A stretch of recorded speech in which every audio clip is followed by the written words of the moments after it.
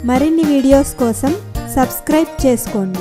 Latest updates కోసం గంట ఐకాన్ను click చేయండి. నీతి తప్పిన పాలవాడు.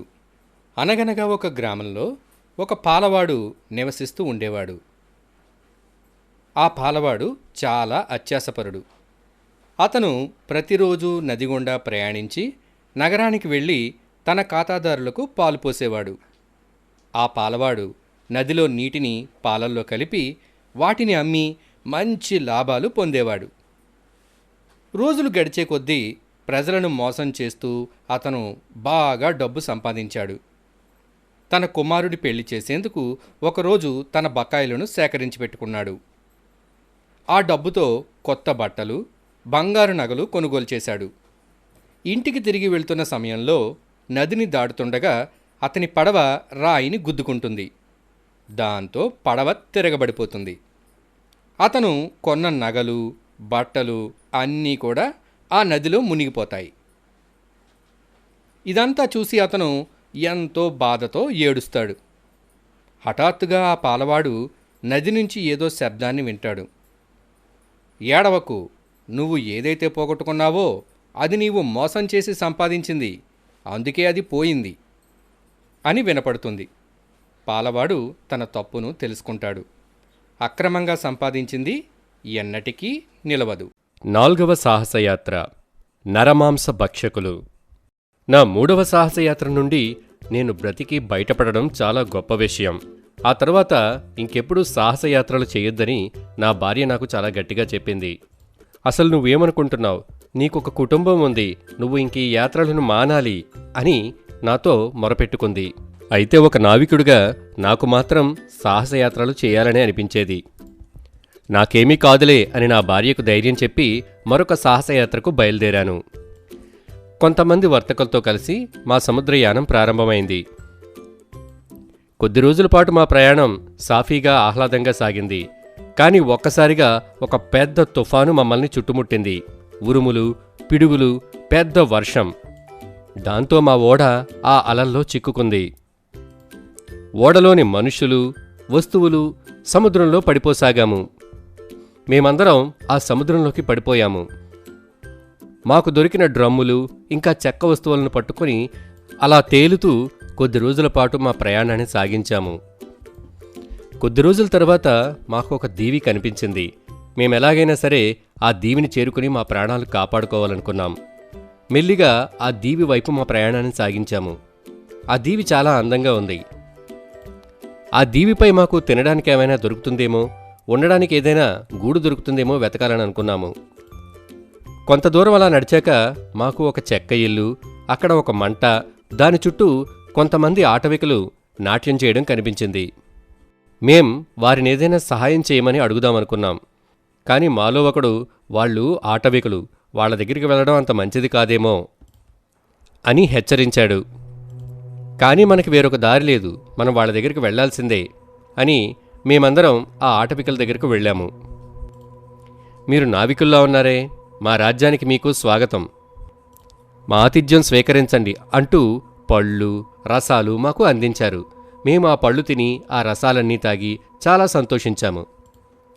మాతో రండి, మీరు వసతి చేయడానికి మంచి ఏర్పాట్లు చేశాము అని చెప్పి మమ్మల్ని ఒక గుడిసె దగ్గరకు తీసుకుని వెళ్లారు. మీరు ఎంతకాలం కావాలంటే అంతకాలం ఇక్కడ ఉండొచ్చు, మా మనుషులు మీకు జాగ్రత్తగా కాపలా కాస్తారు అని చెప్పి వెళ్ళిపోయారు. మా గుడిసె బయట 2 కాపలాదారులను కూడా పెట్టారు. మర్నాడు ఉదయం మళ్లీ వచ్చి బోలెడంత ఆహారం, రసాలు మాకిచ్చారు. అవన్నీ తిన్న తర్వాత మాకు నిద్రొచ్చింది. మేము అక్కడే హాయిగా నిద్రపోయాము. మర్నాడు ఉదయం నిద్ర లేచేసరికి తిరిగి వాళ్ళు ఆహారము, పళ్ళరసాలు తెచ్చిచ్చారు. ఆ ఆహారాన్ని, పళ్ళరసాన్ని తిని తిరిగి మళ్ళీ నిద్రలోకి వెళ్ళిపోయాము. ఇలా ప్రతిరోజు ఆహారాన్ని తెచ్చివ్వటం, అది తిని మేం మత్తుగా నిద్రపోవటం జరుగుతూ ఉండేది. కొన్ని రోజులు గడిచాయి. ఒకరోజు ఆహారం తిన్నాక నేను నిద్రపోకుండా ఆ దీవిలో నడవడానికి వెళ్ళాను. ఇంతలో ఎవరో 2 వ్యక్తులు మాట్లాడుకుంటున్నట్టు నాకు వినిపించింది. ఏమిటా అని ఆసక్తిగా అటువైపు వెళ్ళాను. అక్కడ ఒక ఆటవికుడు తన నాయకుడితో ఇలా మాట్లాడుతున్నాడు. నాయకా, మనం ఇంకా ఎన్నాళ్ళు ఈ నావికుల్ని మేపాలా? ఇంకొన్ని రోజుల్లో వాళ్ళు బలంగా ఆరోగ్యంగా అవుతారు. అప్పుడు మనం వాళ్ళని తినేయచ్చు. అప్పుడు వాళ్ళు చాలా రుచికరంగా ఉంటారు అని వారు మాట్లాడుకుంటున్నారు. అది విన్న నేను ఉలిక్కిపడ్డాను. ఏమిటి, వీళ్ళు మమ్మల్ని తినేయబోతున్నారా? ఇప్పుడు నేను ఏదో ఒకటి చెయ్యాలి, భగవంతుడా అనుకుని అక్కడి నుండి మా గుడిసె వైపు పరుగు పెట్టాను. గుడిసెలో ఉన్న స్నేహితుల్ని లేపి విషయమంతా చెప్పాను. వారంతా అదిరిపడ్డారు. మరైతే ఇప్పుడు ఏం చేద్దాం అన్నారు. సరే, నేనే ఏదో ఒకటి ఆలోచిస్తాను అని చెప్పి గుడిసె బయటకు వెళ్ళాము. మా గుడిసె బయట ఉన్న కాపలాదారుని వేడుకున్నాము. అయ్యా, మా అందరికీ కుటుంబాలున్నాయి. మా భార్య బిడ్డలు అక్కడ మా కోసం ఎదురు చూస్తున్నారు. మేము ఈ దీవిలో చనిపోవాలనుకోవట్లేదు. ఏదో విధంగా మాకు సాయం చేసి మా ప్రాణాలు కాపాడండి అని వేడుకున్నాము. అతనికి మా మీద జాలి కలిగింది. సరే, మీకు సాయం చేస్తాను అని చెప్పి మమ్మల్ని జాగ్రత్తగా తీరం వైపుకు తీసుకుని వెళ్ళాడు. అక్కడున్న చెక్క దొంగలు కర్రలతో ఒక తెప్ప మేము తయారు చేసుకున్నాము. అతనికి ధన్యవాదాలు చెప్పి ఆ కర్ర తెప్పపై మా ప్రయాణాన్ని తిరిగి ప్రారంభించాము. చాలా రోజులు ఆ కర్ర తెప్ప సహాయంతో సముద్రంలో అలా ప్రయాణం చేస్తూ చేస్తూ మరొక దీవిని చేరుకున్నాము. ఆ దీవి ఒక రాజు యొక్క ఆధీనంలో ఉంది. అక్కడ ఆ రాజుగారి సైన్యమంతా గస్తీ కాస్తున్నారు. మేమక్కడ దిగేసరికి ఆ సైనికులు మమ్మల్ని పట్టుకుని మహారాజు గారి దగ్గర ప్రవేశపెట్టారు. నేను మహారాజు గారికి జరిగిన విషయాన్నంతా వివరించాను. ఆయన, మీరేం కంగారు పడకండి, ఇక్కడ మీరు సుఖంగా ఉండొచ్చు, కానీ మీరు ఈ దీవిలో ఉండాలంటే బాగా కష్టపడి పని చేయాలి అని చెప్పి మహారాజు గారు మా అందరికీ పనులిచ్చారు. ఆయన ఆ రాజ్యంలోని గుర్రాల బాధ్యతను మాకు అప్పగించారు. మేము ఆ దీవిలో ఉన్న గుర్రాల పాలన పోషణ చూసుకోసాగాము. వాటికి గడ్డి పెట్టడం, ఆ గుర్రపుశాలలను శుభ్రం చేయటం, గుర్రాలను స్వారీకి తీసుకుని వెళ్ళడం మొదలైన పనులన్నీ చేసేవాణ్ణి. రాజుగారు నా పనితీరుకు చాలా మెచ్చుకుని ఒక అందమైన అమ్మాయితో వివాహం జరిపించారు.